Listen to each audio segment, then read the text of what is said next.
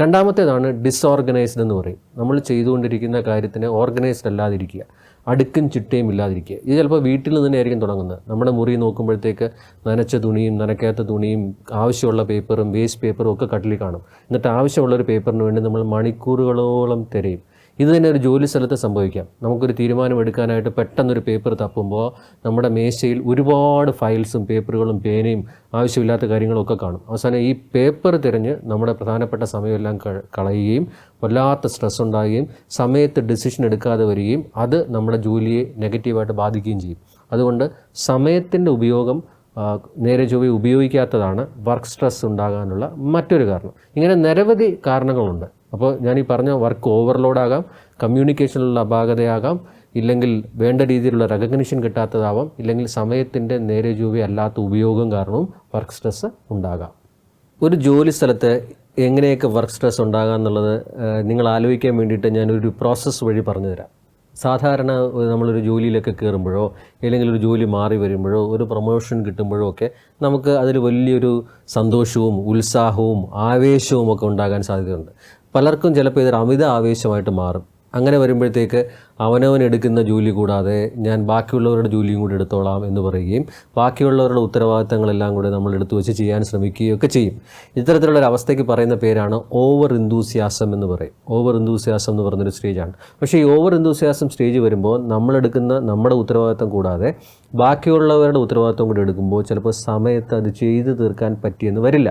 അത് work stress ഉണ്ടാകാനുള്ള പ്രധാനപ്പെട്ട കാരണങ്ങളിലൊന്നാണ്. സ്ട്രെസ് ഉണ്ടാകാനുള്ള ഫസ്റ്റ് സ്റ്റെപ്പ് എന്ന് വേണമെങ്കിൽ നമുക്ക് വിളിക്കാം. ഒരു ജോലി സ്ഥലത്തെ കാര്യമാണ് ഞാനീ പറയുന്നത്, ഓവർ എന്തൂസിയാസം. രണ്ടാമത്, ഈ ഓവർ എന്തൂസിയാസം കാണിച്ചിട്ട് നമുക്കിത് പൂർത്തിയാക്കാതെ വരുമ്പോഴത്തേക്ക് സ്വാഭാവികമായിട്ടും നമ്മുടെ മുകളിലുള്ളവരുടെ കയ്യിൽ നിന്നോ ഇല്ലെങ്കിൽ കസ്റ്റമേഴ്സിൻ്റെ കയ്യിൽ നിന്നോ ഒക്കെ നെഗറ്റീവായിട്ടുള്ള ഫീഡ്ബാക്ക് ലഭിച്ചേക്കാം.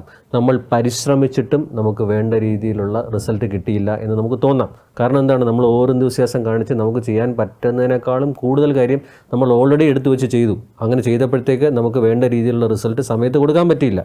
അപ്പോൾ അതിൻ്റെ ഭാഗമായിട്ട് നമുക്ക് കിട്ടുന്ന റിയാക്ഷൻ നെഗറ്റീവ് റിയാക്ഷൻ ആയിരിക്കും. സ്വാഭാവികമായിട്ടും ഇത് നമ്മുടെ മനസ്സിൽ നിരാശ കൊണ്ടുവരാം.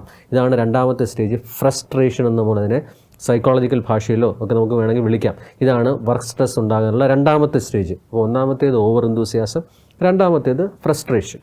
ഇങ്ങനെ ഫ്രസ്ട്രേഷൻ, നിരാശ വരുമ്പോഴത്തേക്ക് നമുക്ക് ചില ദേഷ്യം വരാം, ആൻസൈറ്റി വരാം, ഒക്കെ ഉണ്ടാകാം. ഇങ്ങനെ വരുമ്പോഴത്തേക്ക് കുറച്ച് കഴിയുമ്പോഴത്തേക്ക് ഇതെല്ലാം ചെയ്തിട്ട് എനിക്കൊന്നും ചെയ്യാൻ പറ്റുന്നില്ല എന്ന് പറഞ്ഞിട്ട് എനിക്കൊന്നും ചെയ്യാനില്ല എന്നൊരു വിചാരം ഉണ്ടാകും. അങ്ങനെ വരുമ്പോഴത്തേക്ക് പലപ്പോഴും ഓഫീസിൽ ഒറ്റയ്ക്കിരിക്കേണ്ടി വരും, സംസാരിക്കാൻ പറ്റുന്നില്ല, ജോലി ചെയ്യാൻ പറ്റുന്നില്ല, എനിക്ക് ഒന്നും ചെയ്യാനില്ല എന്നുള്ളൊരു തോന്നൽ വരുന്നൊരവസ്ഥയാണ് മൂന്നാമത്തെ അവസ്ഥ. ഇതിനെ സ്റ്റാഗ്നേഷൻ എന്ന് വിളിക്കും, മൂന്നാമത്തെ സ്റ്റേജ്. അപ്പോൾ ഓവർ എന്തൂസിയാസവും ഫ്രസ്ട്രേഷനും മൂന്നാമത്തെ സ്റ്റേജാണ് സ്റ്റാഗ്നേഷൻ. ഈ സ്റ്റാഗ്നേഷൻ വരുന്ന ആൾക്കാർ ഒറ്റയ്ക്ക് ഇങ്ങനെ ഓഫീസിൽ വളരെ മൊണോട്ടണസായി ഒരു മെഷീൻ പോലെ വന്നു പോകുന്നു. പ്രത്യേകിച്ച് വികാരങ്ങളൊന്നും പ്രകടിപ്പിക്കുന്നില്ല, നേരത്തെ ആൾക്കാരോട് ഇടപെട്ടുന്ന രീതിയിൽ ഇടപഴകുന്നില്ല, നിസ്സാര കാര്യങ്ങളിൽ ദേഷ്യപ്പെടുന്നു, ആവശ്യമില്ലാതെ പേടി ഉണ്ടാകുന്നു, ആൻസൈറ്റി ഉണ്ടാകുന്നു, വിചാരിച്ച രീതിയിലുള്ള പ്രൊഡക്ടിവിറ്റി കിട്ടുന്നില്ല. ഇതെല്ലാം ഈ സ്റ്റാഗ്നേഷൻ്റെ ലക്ഷണങ്ങളാണ്. ഇത് തന്നെ ഈ വരുന്ന ഇമോഷണൽ റിയാക്ഷൻസ് ചിലപ്പോൾ ഫിസിക്കൽ റിയാക്ഷൻസുമായിട്ട് മാറിയേക്കാം. ചിലപ്പോൾ വല്ലാത്ത തലവേദന വരുന്നു, വിശപ്പില്ലാതെ വരുന്നു, ചിലപ്പോൾ വീട്ടിൽ പോയി കഴിഞ്ഞാൽ ഉറങ്ങാൻ സാധിക്കുന്നില്ല. ഇതൊക്കെ ചിലപ്പോൾ സാധിച്ചേക്കാം, ഇങ്ങനെയൊക്കെ ഉണ്ടായേക്കാം. ഇതൊക്കെ വർക്ക് സ്ട്രെസ്, ജോലി സ്ഥലത്തു നിന്നുണ്ടാകുന്ന സ്ട്രെസ്സിന് കൊണ്ടുണ്ടാകുന്ന ഫിസിക്കൽ ആയിട്ടുള്ള ലക്ഷണങ്ങളാണ്. ഇതിനെയാണ് നമ്മൾ സ്റ്റാഗ്നേഷൻ എന്ന് വിളിക്കുന്നത്. ഇനി സ്റ്റാഗ്നേഷൻ കഴിഞ്ഞിട്ട് നാലാമതൊരവസ്ഥയുണ്ടാവും.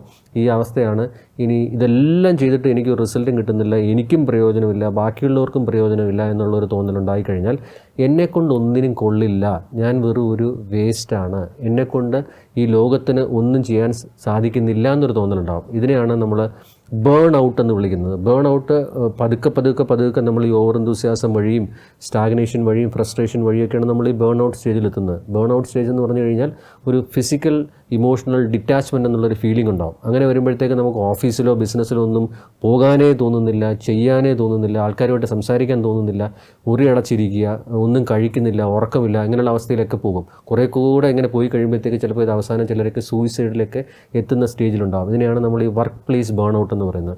ഈ വർക്ക് പ്ലേസ് ബേൺ ഔട്ട് തുടക്കത്തിലുള്ള ലക്ഷണങ്ങൾ ഓവർ എന്തൂസിയാസത്തിൽ കൂടെയും ഫ്രസ്ട്രേഷനിൽ കൂടെയും സ്റ്റാഗ്നേഷനിൽ കൂടെയൊക്കെ നമ്മളെ കാണിക്കും. അത്തരത്തിൽ ആ സമയത്ത് തന്നെ ഫീലിംഗ് ഉണ്ടാകുമ്പോൾ അത് വേണ്ടപ്പെട്ടവരുമായി ചർച്ച ചെയ്യുക, തുറന്ന് സംസാരിക്കുക, ഈ സ്ട്രെസ് ഒഴിവാക്കുക. അപ്പോൾ ഈ സ്ട്രെസ് ഉണ്ടാകുന്നത് നിങ്ങൾക്ക് മനസ്സിലാക്കാൻ വേണ്ടിയിട്ടാണ്. നിങ്ങൾ ചെയ്യുന്ന ജോലിയിലോ ബിസിനസ്സിലോ ഓവർ എന്തൂസിയാസം വരിക, ഫ്രസ്ട്രേഷൻ വരിക, സ്റ്റാഗ്നേഷൻ വരിക, ഇനി ഏറ്റവും അവസാനം ബേൺ ഔട്ട് വരിക. ഇത്തരത്തിലൊക്കെ വരുമ്പോഴത്തേക്കാണ് നമ്മുടെ വർക്ക് സ്ട്രെസ്സിൻ്റെ പല ഘട്ടങ്ങളിൽ കൂടെ നമ്മൾ കടന്നു പോകുന്നത്. അത് വളരെ ശ്രദ്ധിക്കേണ്ട ഒരു കാര്യമാണ്. ഏറ്റവും കഴിവുള്ള ആൾക്കാർ പോലും ഇത്തരത്തിലുള്ള ചില കാര്യങ്ങളിൽ കൂടെ കടന്നു പോകാം. വർക്ക് പ്ലേസ് സ്ട്രെസ്സ് ബേൺ ഔട്ടിൽ എത്താനുള്ള സാധ്യതയുണ്ട്. അതുകൊണ്ട് ശ്രദ്ധിച്ച് മുമ്പോട്ട് പോവുക.